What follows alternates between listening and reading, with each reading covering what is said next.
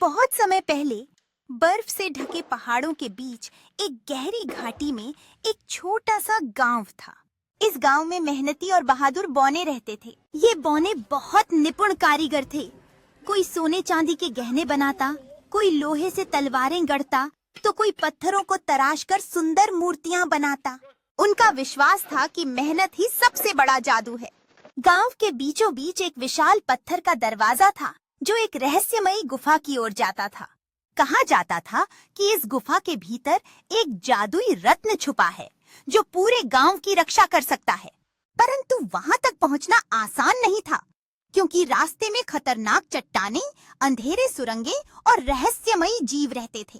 एक दिन गांव पर एक भयानक खतरा आ गया। पास के जंगल से एक भूखा ट्रोल गांव की ओर बढ़ा।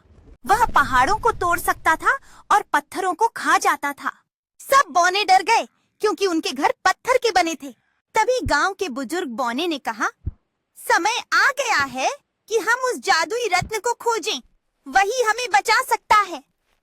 5 बहादुर बौनों की टोली तैयार हुई। आरन, बोरिन, डोरिन, फारिन और केल, सबके पास अपने अपने औजार थे। हथौड़े, कुल्हाड़ियां और चमकती लालटेन। वे गुफा के अंदर गए। रास्ता कठिन था। कभी चट्टानें टूटकर गिरती, कभी अंधेरे में अजीब आवाजें गूंजती, लेकिन बौनों ने हिम्मत नहीं हारी।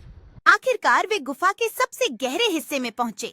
वहां एक चमचमाता हुआ नीला रत्न रखा था जो मानो तारों की रोशनी से बना हो। जैसे ही बोरिन ने उसे उठाया, गुफा रोशनी से जगमगा उठी। रत्न की शक्ति से ट्रोल गांव तक पहुंचने से पहले ही भाग गया।